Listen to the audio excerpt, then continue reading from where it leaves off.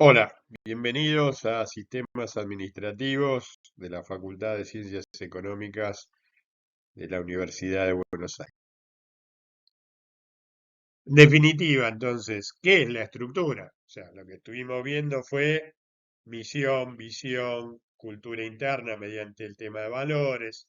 Vimos muy rápidamente que hay indicadores, hay métricas para medir esto, y todo eso, todo ese accionar, toda esta toma de decisiones, tienen que estar basadas en una estructura. Esa estructura se puede analizar de distintas formas. Nosotros vamos a ver algunos conceptos básicos de Porter y algunos conocimientos básicos de Mintzberg, sobre los cuales vamos a ahondar a lo largo de otros videos, de otras clases. En principio, podemos comenzar hablando de cómo define la estructura Porter. Porter nos habla de la cadena de valor. Y para la cadena de valor, lo que nos muestra es un eslabón, que es lo que estamos viendo gráficamente, en donde Porter nos dice que la estructura interna de la unidad de negocios o de la organización está dada por actividades primarias, en este caso logística hacia el interior de la organización, operaciones, logísticas hacia el exterior, marketing, ventas y servicios.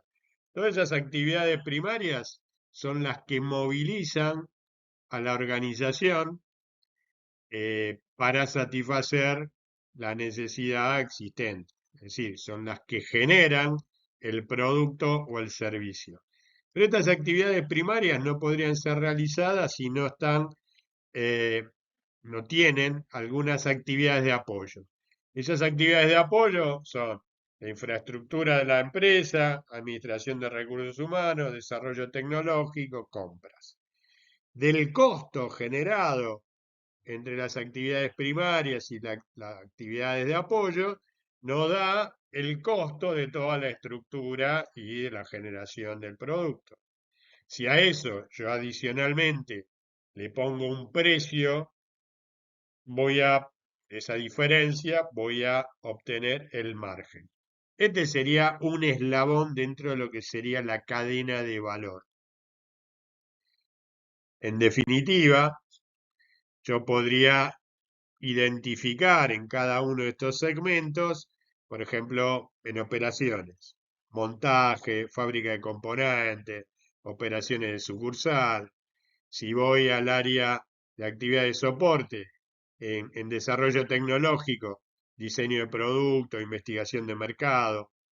Como vemos, cada una de estas partes yo las podría convertir o en un departamento o en una serie de procesos o en una serie de procedimientos. Entonces es interesante poder tener esta visión de qué cosas yo voy a darle prioridad y qué cosas hasta podría tercerizarlas. Las actividades de soporte, muy probablemente yo las pueda tercerizar, no así alguna de las actividades primarias. De esos eslabones puedo armar esta cadena de valor, ¿sí? Aquel que, en este caso, en este grafiquito, genera materias primas, agregará algún tipo de valor y también le agregará un margen. Eso se lo venderá a un distribuidor, ese distribuidor lo tomará el eslabón generado por la materia prima, lo tomará como un insumo y generará su propio margen de ganancia para poder enviarlo a la fábrica y así sucesivamente. De esta forma armo esa cadena de valor. Si la organización tiene todo integrado, bueno, tendrá todas estas funciones dentro de una sola organización. Pero fíjense que es ahí donde yo podría armar unidades estratégicas de negocio con cada uno de esos pequeños eslabones. Entonces, esta cadena de valor es un concepto empresarial que descompone la actividad de una empresa en diferentes etapas para llegar al consumidor final.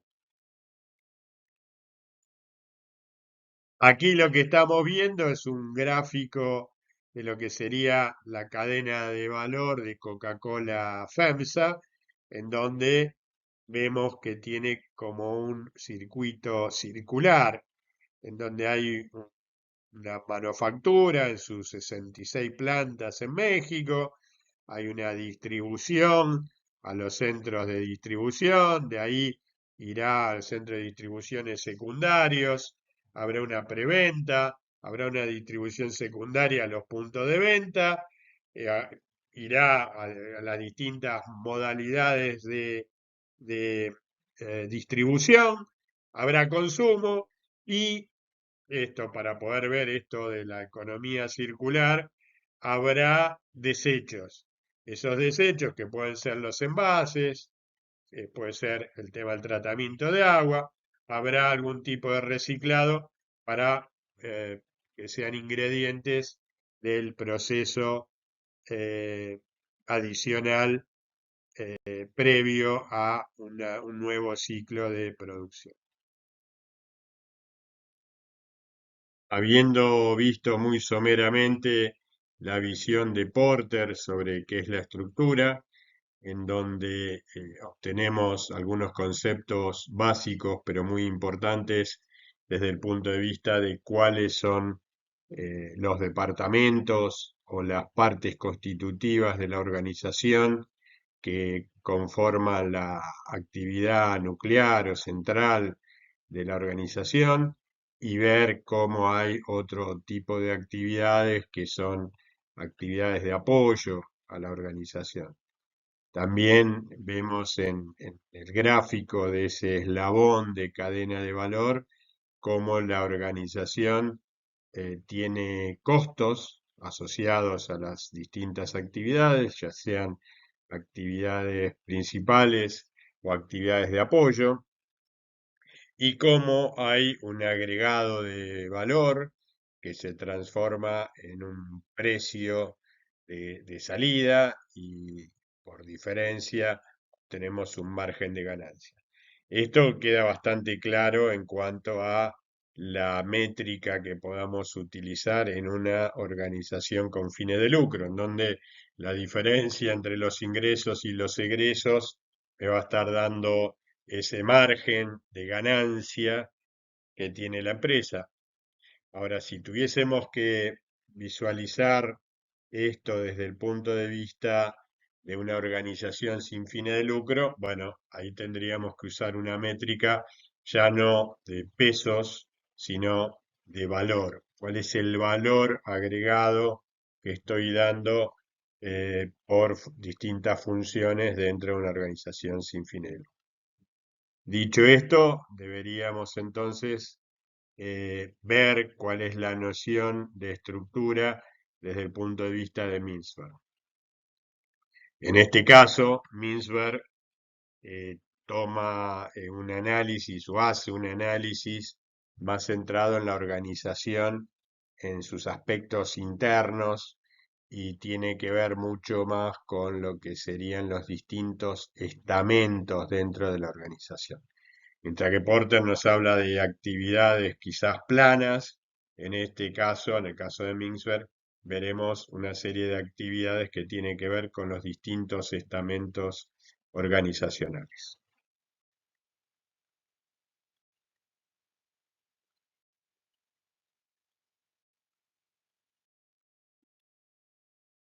Mintzberg aquí nos dice que la organización podría representarse en 6 partes básicas.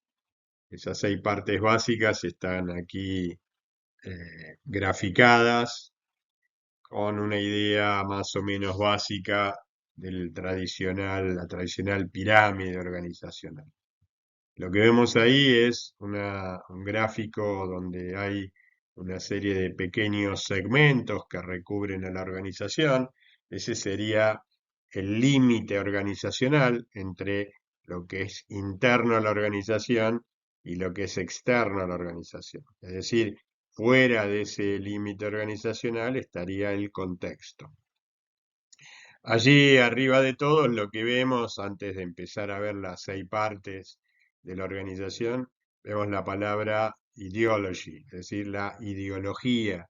Esto nosotros lo podríamos tomar como que es la cultura organizacional. La cultura organizacional, lo dijimos, define de alguna forma el ser organizacional, es decir, define la identidad organizacional. Una organización, igual que las personas, tiene una identidad, tiene algunos aspectos, algunos rasgos que son exclusivos de esa organización y que la diferencia de cualquier otra. Eh, Podríamos hacer una comparación entre organizaciones vistas desde afuera como similares, pero aún así, si hacemos un análisis organizacional, veremos que la cultura organizacional es distinta y que tiene distintos aspectos que le son propios y que no son idénticos a alguna otra. Esto nosotros lo podríamos reducir a un análisis muy similar al propuesto en la teoría general de los sistemas, haciendo un paralelismo en términos fisiológicos con un ser humano. Dos personas, aunque sean gemelos, tienen una visión externa, ante una visión externa uno podría decir que son iguales, sin embargo su personalidad, la personalidad de cada uno de ellos es distinta. Bueno, eso es lo que los diferencia. Bueno, en una organización sucede exactamente lo mismo. Hay atributos específicos que caracterizan a esa organización y que la hace única en comparación con alguna otra. En definitiva, entonces, los límites organizacionales van a estar dados por esa frontera que separa el contexto de la organización misma y esta organización va a estar envuelta o va a estar imbuida en una cultura o una ideología propia organizacional. Amén de esto, Minsberg reconoce 6 partes básicas dentro de lo que es la estructura organizacional y parte en la parte superior de lo que él denomina ápice estratégico.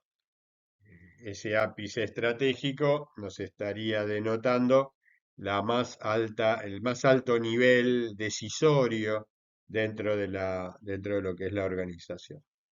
Yendo un poco más hacia abajo, lo que encontramos es la línea intermedia o también llamada gerencia intermedia.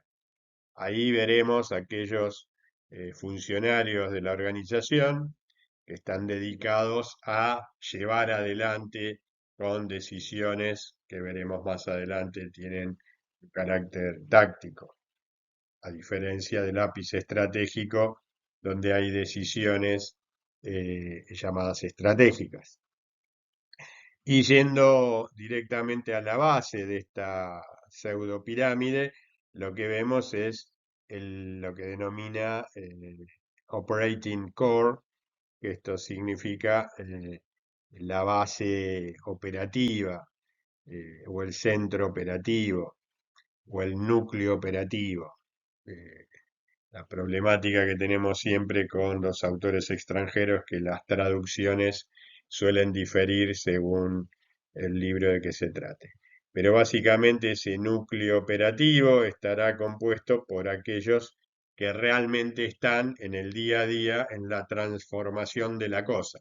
Es decir, en un proceso productivo son aquellos que mediante un proceso terminan convirtiendo ciertas materias primas, ciertos elementos, ciertos materiales en un producto terminado.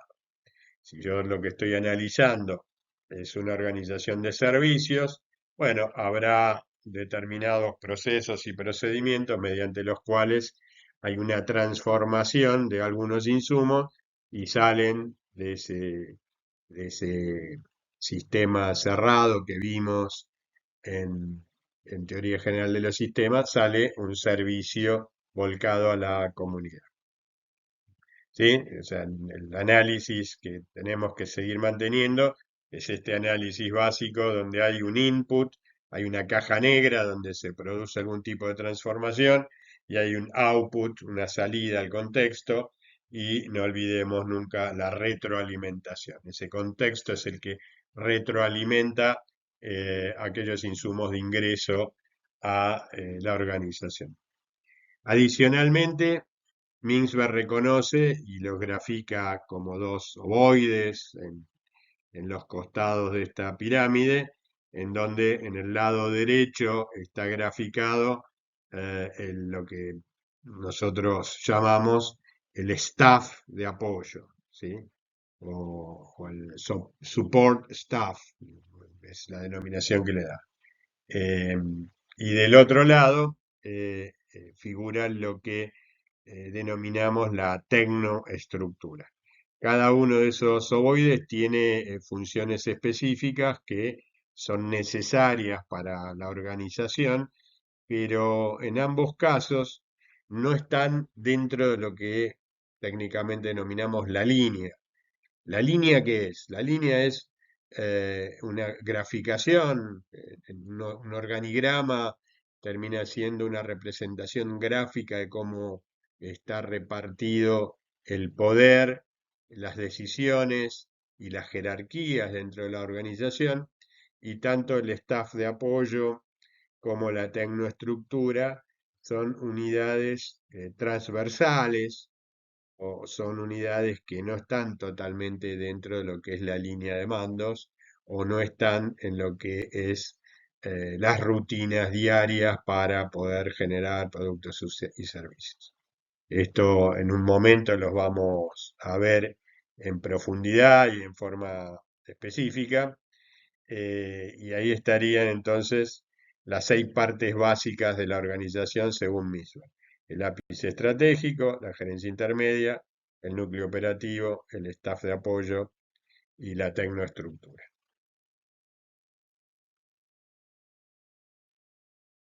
Bien, entonces en esta mirada organizacional de Mintzberg tenemos que comentar que propone este modelo organizacional basado en estas 5 partes fundamentales a la cual se le suma la ideología. En el gráfico que vimos anteriormente decía 6 partes, bueno, son 5 partes fundamentales más la ideología. Este modelo lo que permite es entender cómo están distribuidas las distintas funciones y básicamente cómo está distribuido el poder organizacional. Sobre el tema del poder vamos a ahondar bastante más, pero básicamente en las distintas definiciones de organización que fuimos viendo se denota el tema del poder. El poder está concentrado en distintas unidades organizacionales y la toma de decisiones está involucrada en los distintos niveles jerárquicos que puedan existir. Como ven, es una diferenciación bastante grande entre la visión de Porter y la visión de Mintzberg, que no son contrapuestas, sino lo que están analizando son distintos aspectos de la organización. En el caso específico de Mintzberg, tenemos esta mirada puesta en las distintas partes como funciones específicas o como descriptivas de diferentes funciones y que denotan la apertura y la asignación de poder organizacional. En lo que sería la cúpula estratégica o el ápice estratégico, tenemos que comentar que esta sería la alta dirección de la organización. Es decir, en el ápice estratégico se definen, se deciden ciertas cosas que están al más alto nivel organizacional. En el video anterior que habíamos visto esta, esta diferenciación que hay entre misión y visión, y dijimos que la visión tenía que ser confeccionada por alguien dentro de la organización. Bueno, ese alguien claramente es el lápiz estratégico. En el lápiz estratégico tiene entonces como función establecer algunos objetivos generales, objetivos que en este momento diríamos que son objetivos estratégicos y que están alineados a ver cuál va a ser la misión futura de la organización en un contexto futuro. Dicho de otra forma, para poder complementar lo que vimos de visión, este ápice estratégico es el que se imagina cómo va a ser el futuro, cómo va a ser el contexto futuro. Y trata de ver si la organización, como está hoy estructurada, va a poder cumplir su función en ese contexto futuro, si realmente va a estar satisfaciendo alguna necesidad social en ese contexto futuro. Por eso que decimos que el ápice estratégico entonces debe ser responsable de establecer objetivos generales y asegurar que la misión, que la organización cumpla con su misión. También es el responsable de mantener viva esa organización. Esto lo hemos comentado en algún otro momento, pero la forma de que la organización se mantenga viva, en el caso específico de las empresas, será satisfaciendo necesidades sociales y además teniendo una rentabilidad que la haga sustentable. En el caso de otro tipo de organizaciones no lucrativas, tendrá que satisfacer ciertas necesidades sociales y además tendrá que conseguir los recursos para poder tener sustentabilidad en el tiempo. En este ápice estratégico podemos incluir al CEO.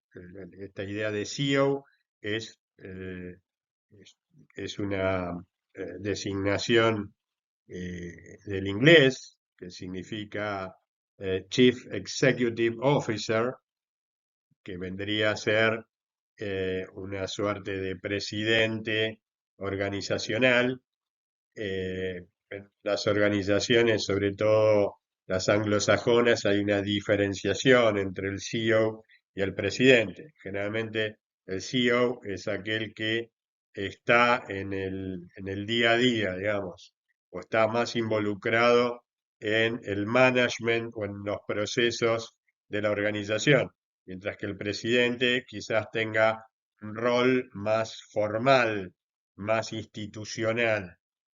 Pero en algunas organizaciones, sobre todo la que vemos en el ámbito local, en Argentina, el presidente quizás cumple todas esas funciones. Es posible que en ese ápice estratégico pueda haber también una junta directiva o una junta de asamblea o un comité específico, un comité estratégico, pero en todos los casos estamos hablando del más alto nivel organizacional. Es aquel que se dedica a tomar decisiones, pocas, no muchas, pero decisiones que son cruciales, que si se comete algún error, es posible que esta organización desaparezca. Y si es acertada, esta organización va a tener mayor nivel de preponderancia en un futuro.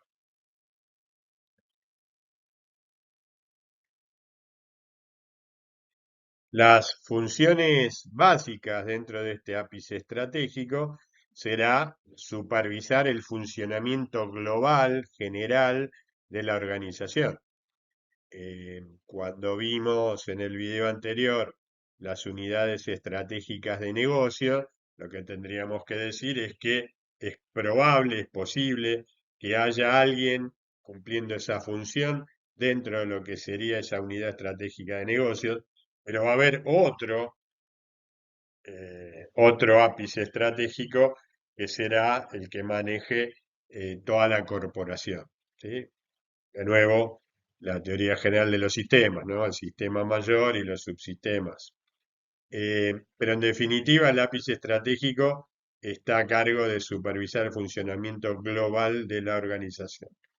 Adicionalmente, tiene como función el relacionarse con el entorno externo. Eh, Aquí tenemos que hacer una mención respecto de que es muy probable que en otros estamentos también haya contacto con el contexto, pero el mayor representante de la organización en el contexto en el cual se desarrolla la organización es el ápice estratégico. Por eso decíamos, las funciones del presidente corporativo, en una cámara empresarial, en el gobierno, frente a los sindicatos, es lo que marca el rumbo de la organización. Por lo tanto, una de las funciones de ese ápice estratégico es relacionarse con el entorno externo, es decir, con el contexto. Adicionalmente, lo dijimos, tiene como función específica tomar decisiones estratégicas. Estas decisiones estratégicas son tomar decisiones respecto de hacia dónde vamos. El ápice estratégico define el qué es lo que hay que hacer, no cómo hay que hacerlo. Define qué es lo que hay que hacer, hacia dónde tenemos que ir, dónde va a estar la organización de acá a 5 o 10 años. Esos serían objetivos estratégicos fijados. Adicionalmente, como dijimos, representa a la organización. ¿Sí? El lápiz estratégico, el gerente general, el presidente de la compañía, el CEO, representan a la organización. Es decir, cada una de las menciones que pueda hacer el lápiz estratégico en alguna reunión va a estar involucrando a la opinión de la organización.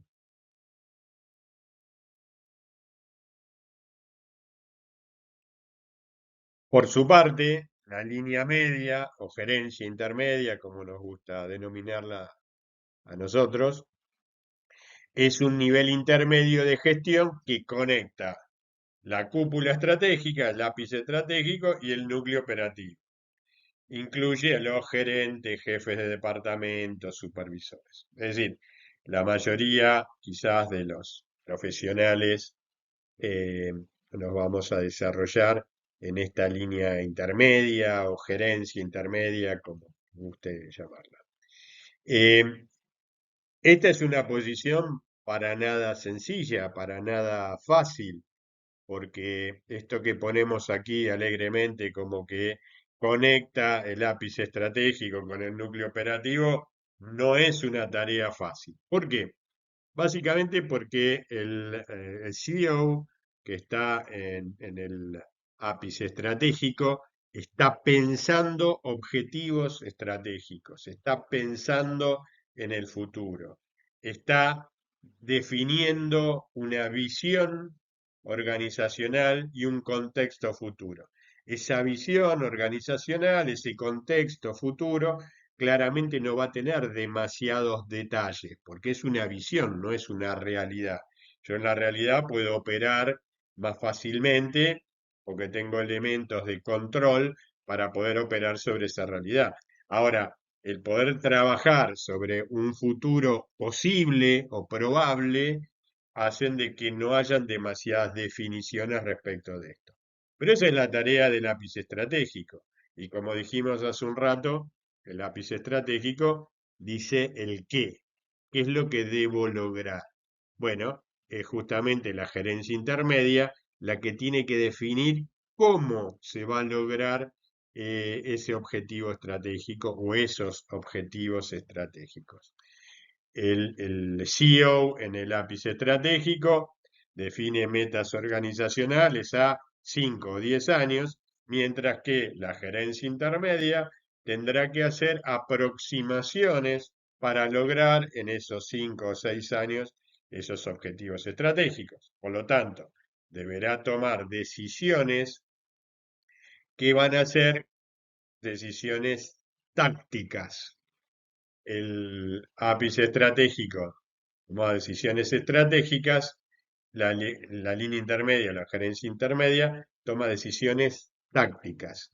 Esas decisiones tácticas son de periodos más cortos, pero van a estar encadenadas a llegar a ese objetivo estratégico. Esto, Herbert Simon, premio Nobel de Economía, padre de la cibernética, lo denominaba cadena medios afín. Es decir, la gerencia intermedia, dentro de una serie de posibles cursos de acción, elige algunos para ir acercándose año a año a ese objetivo estratégico fijado por el ápice estratégico. Por lo tanto, ahí ya tiene una tarea muy importante y difícil, que es poder entender cómo cómo lograr el objetivo estratégico. Primero, entender cuál es el objetivo estratégico. Dentro de esta definición, un tanto difusa por parte del ápice estratégico, tiene que entender qué es lo que hay que lograr para después plantear o planificar cómo lograrlo. Entonces, el ápice estratégico está mirando en un futuro relativamente lejano, la gerencia intermedia está mirando un futuro un poco más cercano, pero que tiene que estar encadenado para poder lograr ese objetivo estratégico de largo plazo. Pero a su vez, esta línea intermedia, que incluye, como ponemos aquí, gerentes, jefes de departamentos, supervisores, tienen que estar atendiendo la problemática del día a día. Ahora lo vamos a ver, pero digamos, toda la funcionalidad que tiene el núcleo operativo va a plantear problemas, desacoples, eh, desacuerdos que ese núcleo operativo no va a poder definir porque no tiene el rango de alcance o el rango de autoridad. Por lo tanto, eso va a ser elevado a la gerencia intermedia para que pueda resolver. Entonces, esa gerencia intermedia está lidiando con problemas de cómo lograr resultados en el futuro, pero además tiene que tomar decisiones en el aquí y ahora para resolver una problemática de producción o generación de servicios en el hoy. Esto también implica que esta gerencia intermedia hable y se comunique con dos idiomas distintos. Un idioma que va a estar atado a otro nivel jerárquico, un nivel jerárquico superior, y una jerga que va a estar atada a un nivel jerárquico inferior. No va a hablar, no se va a comunicar de la misma forma con el presidente de la corporación que con el operario. Acá no estamos hablando de niveles de respeto, obviamente en ambos tiene que dirigirse con respeto, pero la forma y el léxico que va a utilizar es distinto. Hacia el operario va a tener que hablar sin ambigüedades. ¿Qué es lo que tiene que hacer? Si le tiene que dar instrucciones, esas instrucciones tienen que ser muy precisas para que no haya equivocación. Mientras que en sus conversaciones con el ápice estratégico van a ser más complejas, habida cuenta de que no hay demasiadas definiciones.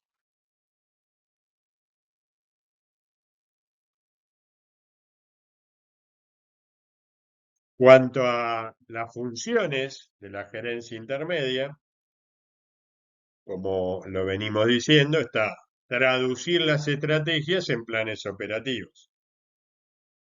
Estos planes operativos, en definitiva, son esas decisiones tácticas que apuntan a lograr los objetivos estratégicos.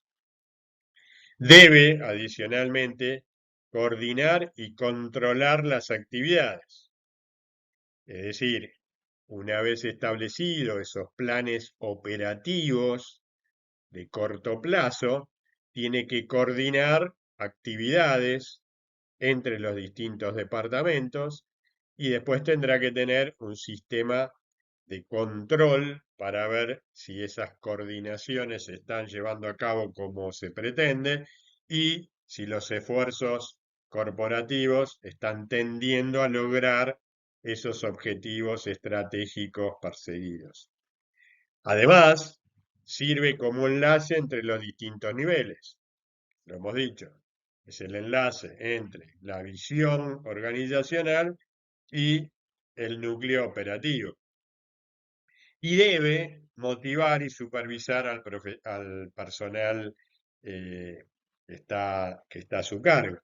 Es decir, no tiene tareas sencillas. En términos generales, es una tarea muy ardua y tiene que tener mucha cintura como para poder estar generando distintos tipos de actividades, todas las cuales son bastante complejas. Podemos apreciar que en la gerencia intermedia se dan todas las funciones administrativas.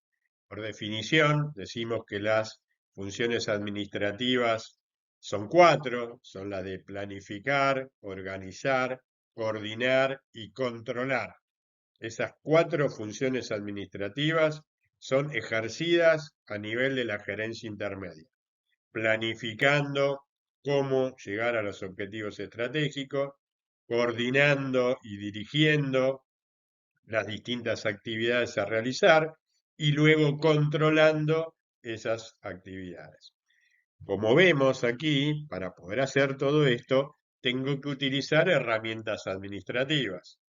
Para el ápice estratégico, una herramienta administrativa puede ser generar un presupuesto estratégico. En la gerencia intermedia tendré que utilizar, por ejemplo, un presupuesto operativo. Ese presupuesto operativo es un presupuesto anual, en donde justamente lo que estoy haciendo es planificar y estoy también asignando recursos y ese presupuesto operativo, en definitiva, va a ser mi vara de medida, mi vara de control con los resultados reales del mes a mes a medida que vaya pasando el tiempo.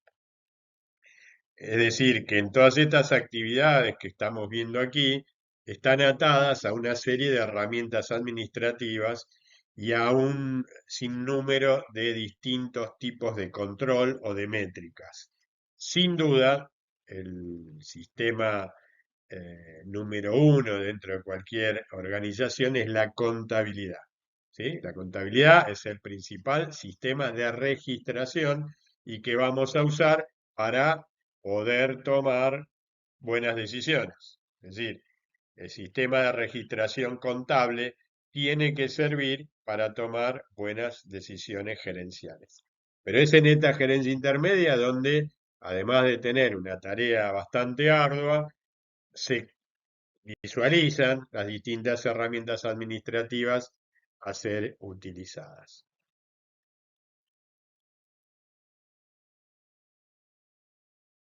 Pasando al tercer grupo que compone la organización, según Misberg, tendremos que hablar entonces del núcleo operativo. El núcleo operativo es el corazón productivo de la organización.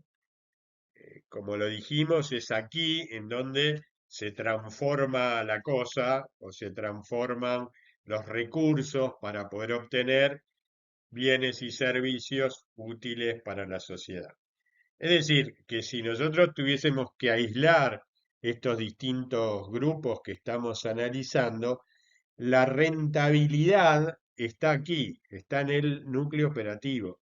El núcleo operativo es el que logra generar la transformación, es el que realmente genera ese margen de utilidad que nos muestra Porter en su gráfico.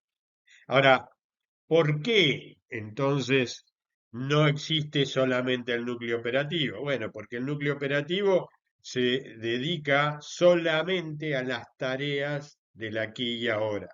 Incluye a los trabajadores que realizan las tareas en forma directa, pero en el aquí y ahora. La problemática del núcleo operativo está en el hoy. Hoy tiene que resolver el problema de que falta una materia prima. Hoy tengo que resolver que hay un operario que se enfermó y no viene. Hoy tengo que resolver el hecho de que no puedo producir porque hay corte de luz. Es decir, está enfocado muy seriamente en la misión organizacional. ¿Cómo hace para cumplir con la necesidad del contexto en el aquí y ahora?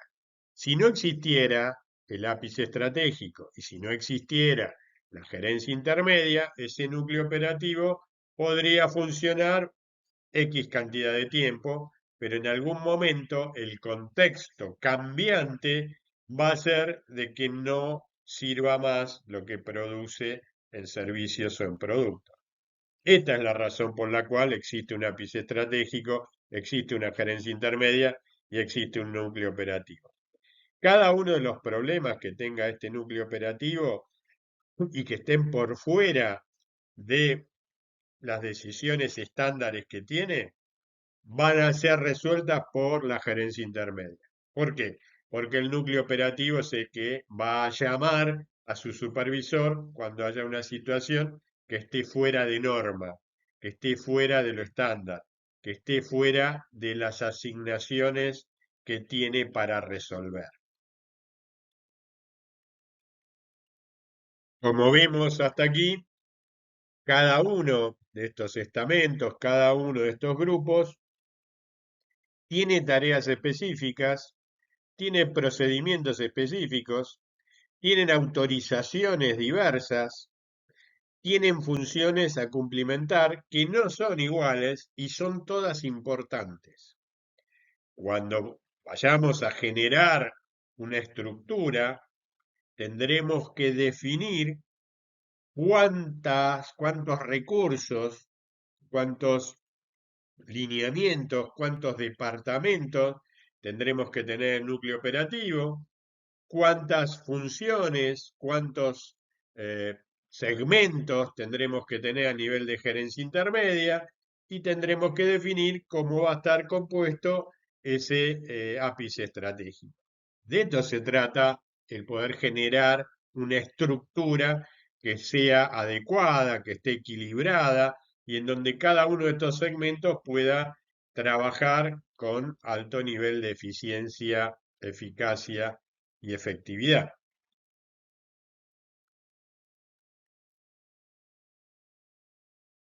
Las funciones, entonces, del núcleo operativo será la producción de bienes y servicios. Cuando hoy no están viendo cuál va a ser la producción de bienes y servicios de acá a 4 o 5 años.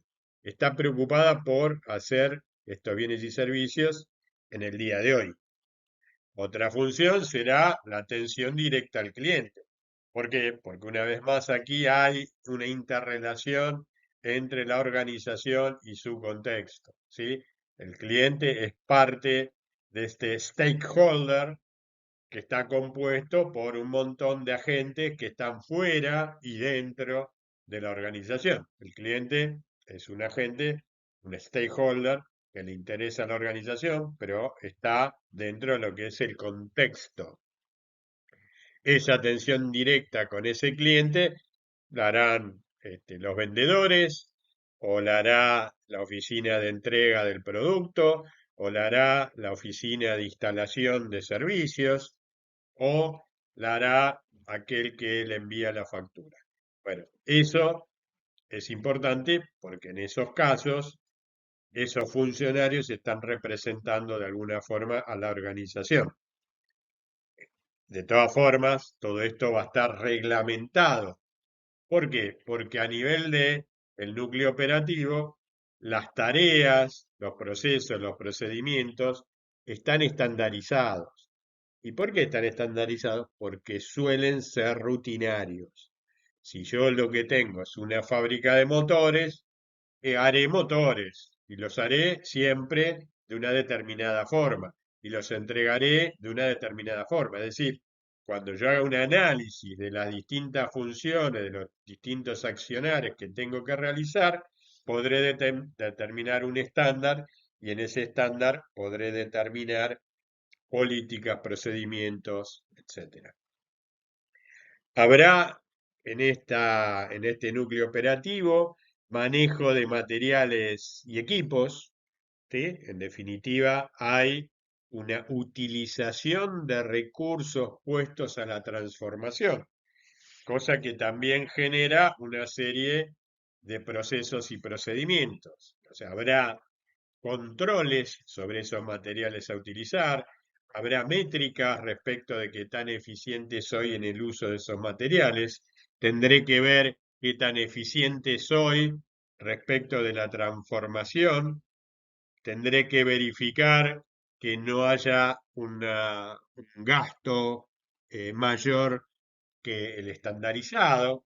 Es decir, en ese manejo de materiales y equipos hay asignación de recursos, por lo tanto hay asignación de responsabilidades y también tendrá que haber métricas de control. Y por último, y no menos importante, habrá un reporte de resultados. Habrá que verificar, como digo, qué tanta calidad se generó. Tendré que ver qué tan eficiente fui en el uso de esos materiales. Tendré que verificar si el costo de producción es el que estamos buscando para mantener un margen adecuado que sostenga a toda la estructura.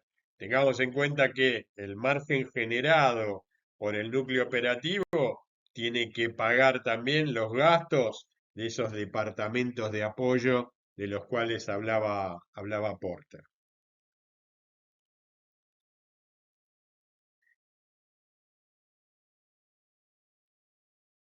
Vayamos ahora a estos dos grupos que no están en esta línea de generación de objetivos estratégicos, de generación de decisiones tácticas o generación de decisiones operativas. El primero que vamos a comentar es el de la tecnoestructura. Y la tecnoestructura va a estar compuesta por los analistas que diseñan, planifican y estandarizan y evalúan procesos.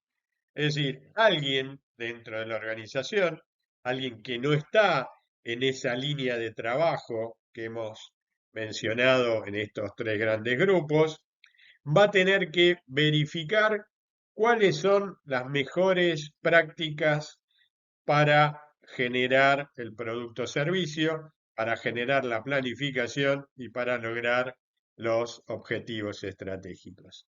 Es aquí, en esta tecnoestructura, en donde voy a estar afectando el desenvolvimiento de los distintos estamentos de poder dentro de la organización sin estar dentro de esos estamentos. Es decir, la tecnoestructura no participa directamente de la operación, pero le influye a través de normas y sistemas. Es decir, si dentro de la tecnoestructura yo determino cuál es el procedimiento para armar un motor, de alguna forma estoy diseñando cómo, cómo se van a hacer los motores. Estoy diseñando qué operarios tengo que tener en cada departamento. Estoy diseñando cómo voy a hacer para controlar los materiales. Voy a estar diseñando de dónde van los materiales y por qué departamentos pasan para poder llegar al producto final. En definitiva, estos analistas que diseñan, planifican, estandarizan y evalúan los procesos no tienen un poder directo sobre los operarios, no tienen un poder directo sobre la gerencia intermedia, no tienen un poder directo sobre el ápice estratégico, pero por medio de sus estandarizaciones los afecta. En definitiva, las funciones de esta tecnoestructura está en estandarizar procesos y resultados, va a estar direccionada a elaborar procedimientos a aplicar en la organización, incluso procedimientos al más alto nivel. Por ejemplo, el CEO deberá generar una planificación estratégica. Está claro que muy probablemente no sea el CEO el que se siente a hacer la planificación, pero sí va a ser el que tiene que dar las pautas necesarias como para que esa planificación estratégica esté por escrito y que sea revisada quizás una vez por año. Es decir, por más que yo esté al más alto nivel de toma de decisiones dentro de la organización, tendré que cumplir de todas formas ciertos procedimientos o ciertos procesos, ¿sí?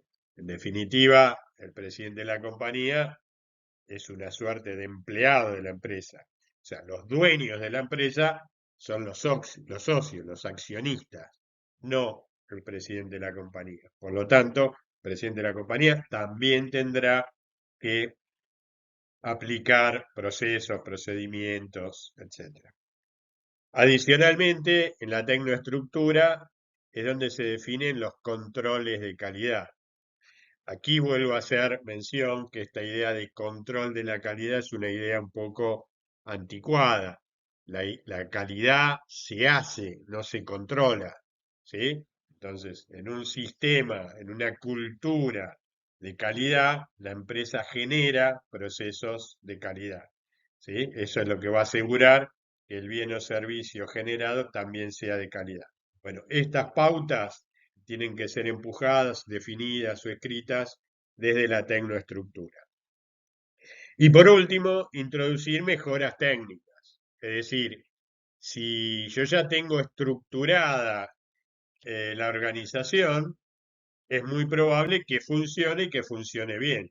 Bueno, a partir de ese momento, entonces, las funciones de tecnoestructura son obsoletas y entonces las tengo que abolir.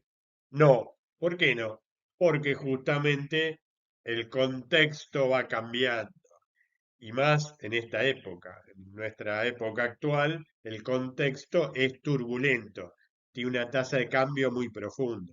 Por tanto, la tecnoestructura tendrá que tener ante sus ojos, tendrá que comprender cuáles son los cambios contextuales que hay para poder introducir mejoras técnicas que aumenten la calidad, mejoren la rentabilidad, reduzcan los costos, se reduzca el impacto negativo en el ambiente, en el medio ambiente y en la sociedad.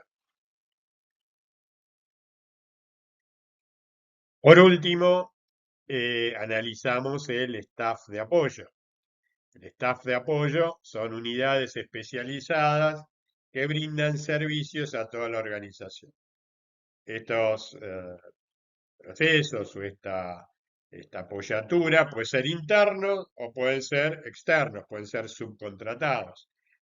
Este staff de apoyo quizás tenga bastante que ver con esta definición de departamentos de apoyo que tiene Porter.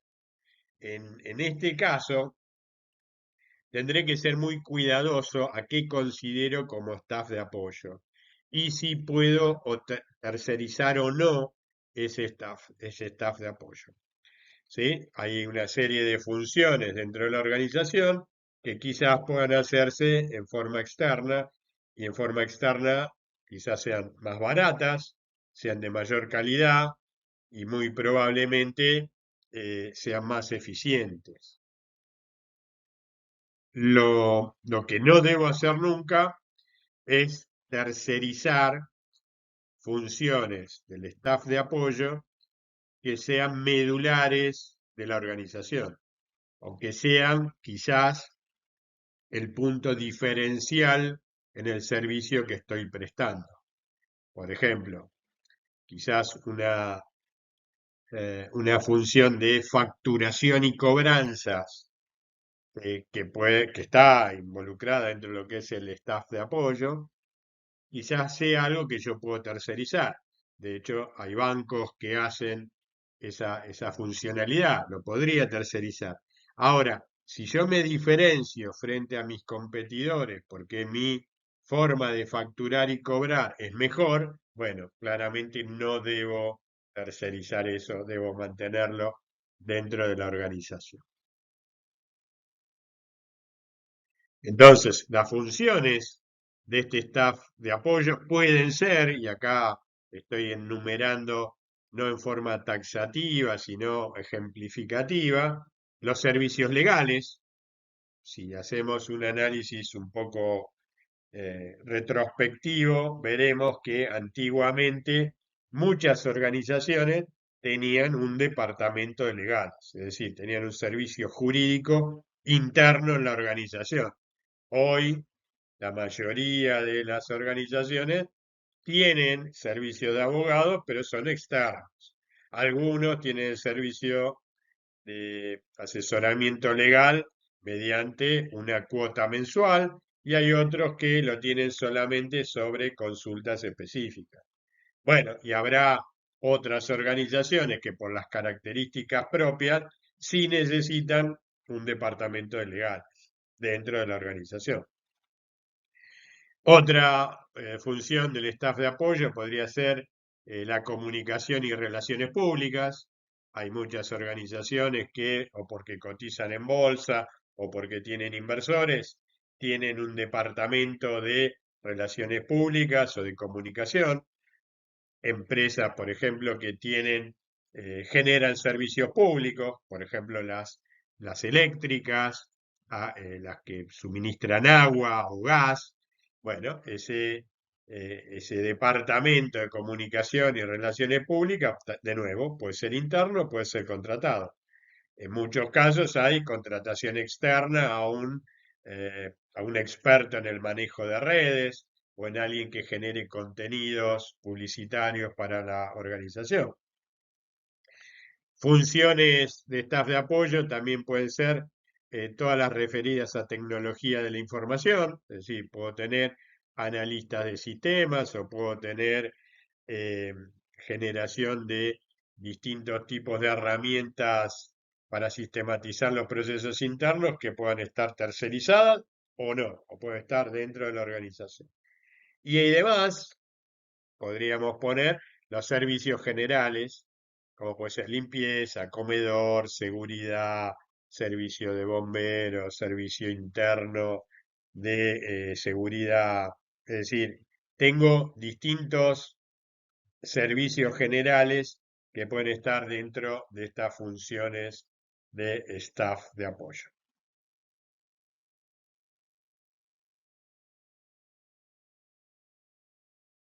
Mintzberg, en definitiva, identifica estas 5 partes de la organización, a la cual le suma la ideología y tiene muy en cuenta que hay un límite entre lo que es la organización interna y lo que es el contexto, pero agrega dentro de sus escritos que esas partes deben tener una coordinación interna y eh, menciona 5 mecanismos de coordinación.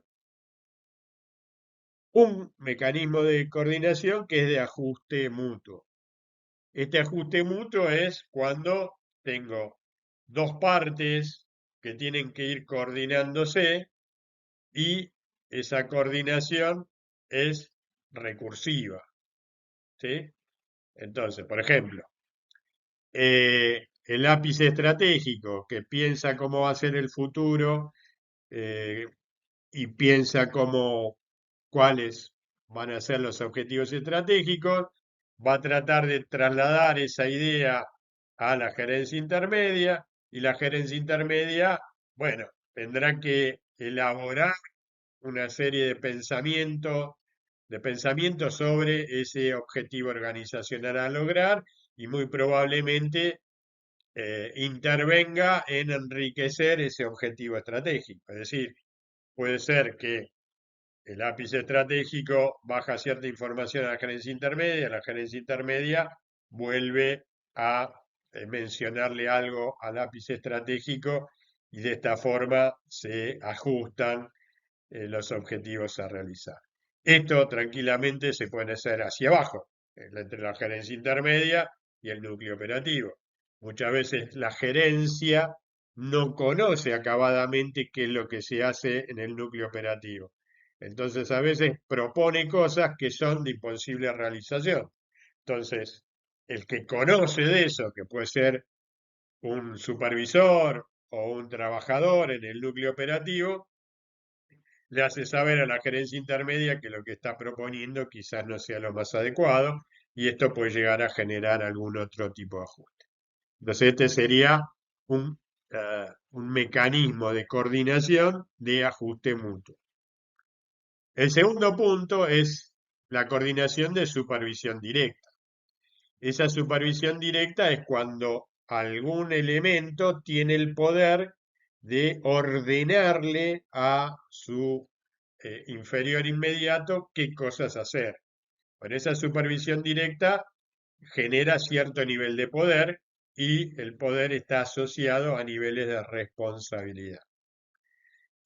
Cuando yo genero supervisión directa, ambas partes tienen que saber esta diferencia jerárquica, se debe conocer cuál es el alcance de esa supervisión directa y habrá que haber, debería existir distintas métricas para saber si se están logrando o no los objetivos que se están persiguiendo.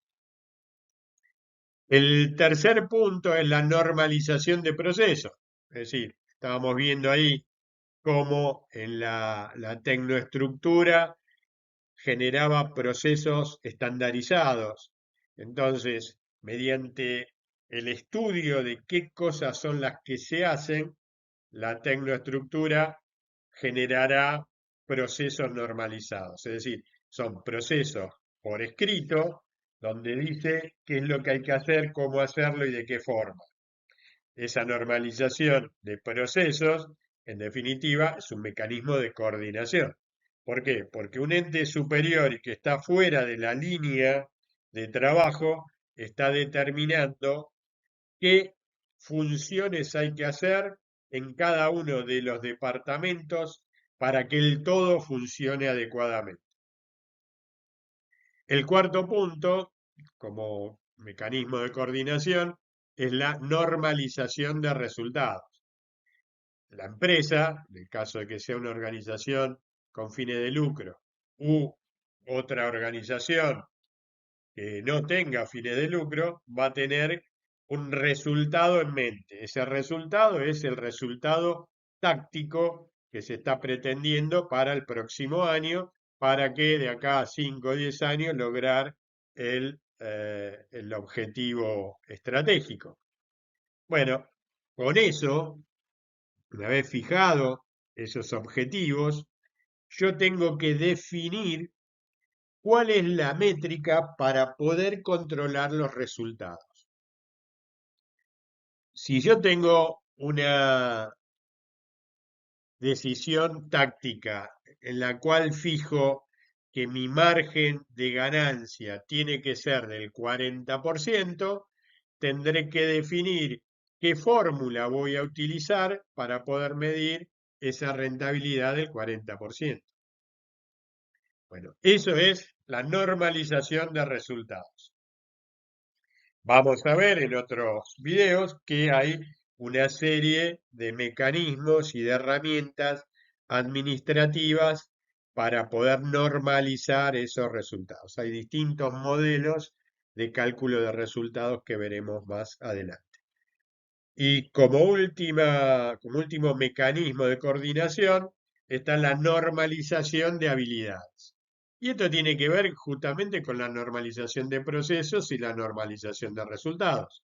Si yo defino ciertos procesos, cuando normalizo o estandarizo, si quieren, esos procesos, tendré que determinar qué habilidades requiero para poder generar esos procesos.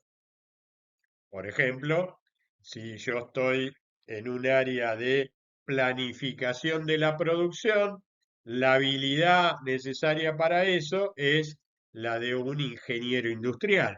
Por ejemplo, si yo quiero normalizar ciertos procesos de calidad, quizás las habilidades más idóneas sean la de un licenciado en administración.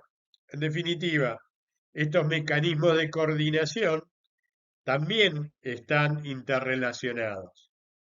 Si yo determino cuáles pueden haber ajustes mutuos, dónde hay supervisión directa, cuál es la estandarización de procesos y cuál debería ser la normalización de resultados, también estaré definiendo cuál es la normalización de habilidades requeridas en la organización.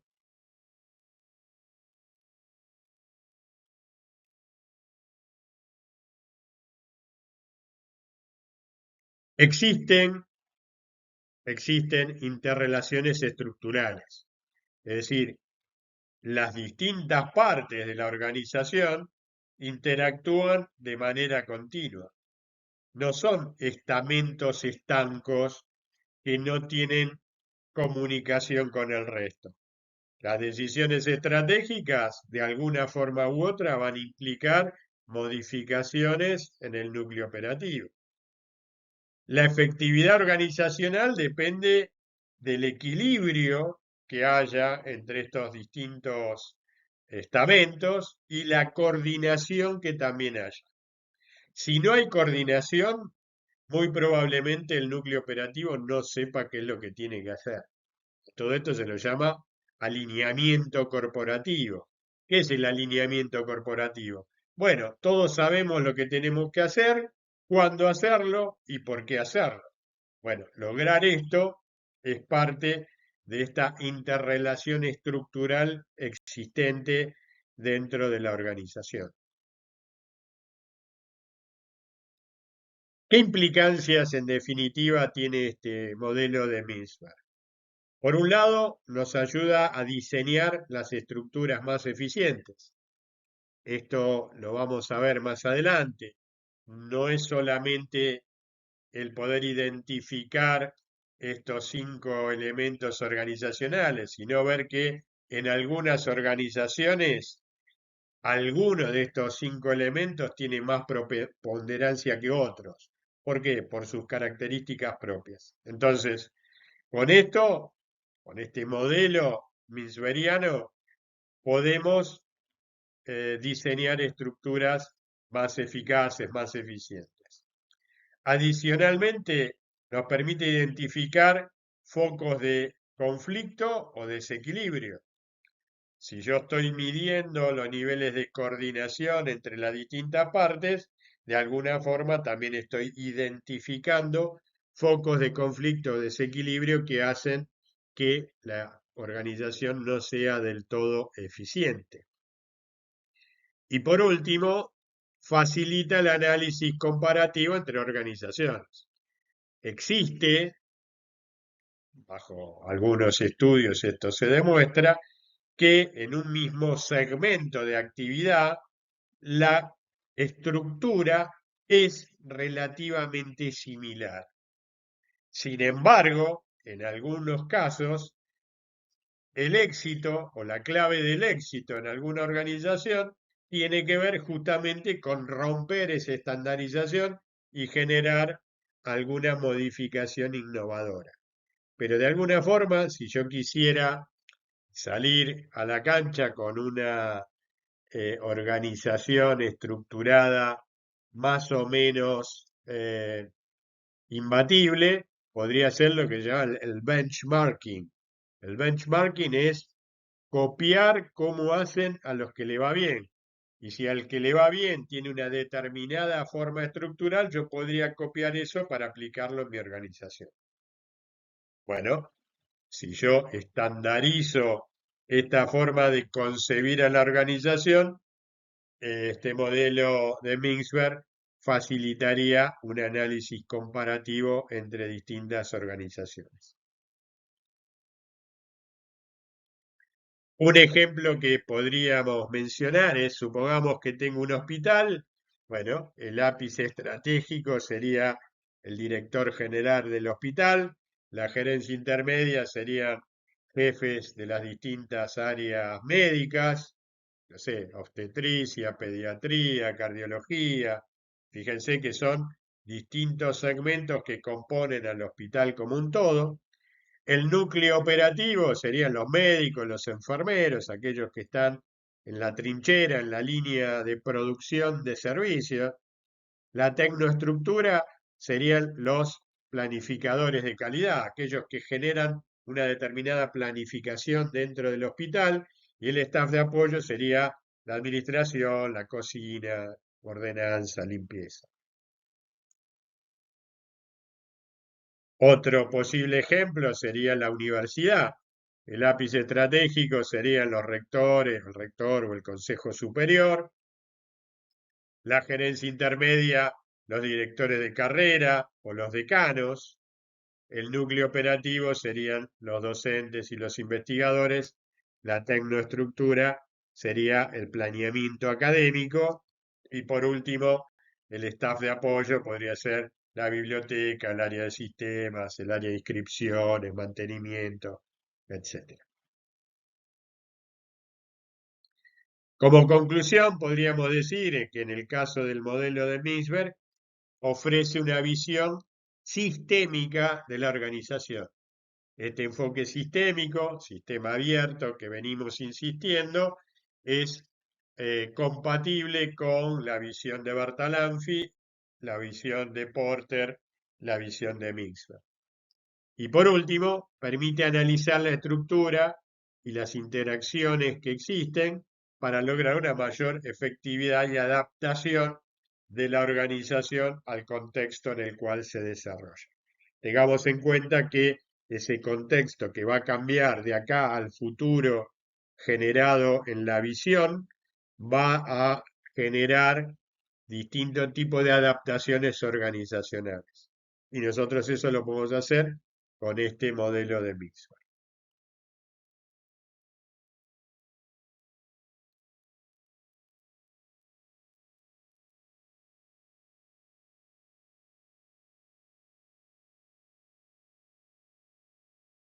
Por último, solo me cabe agradecerles por la atención y espero que todos estos conceptos que hemos analizado aquí sean estudiados en profundidad.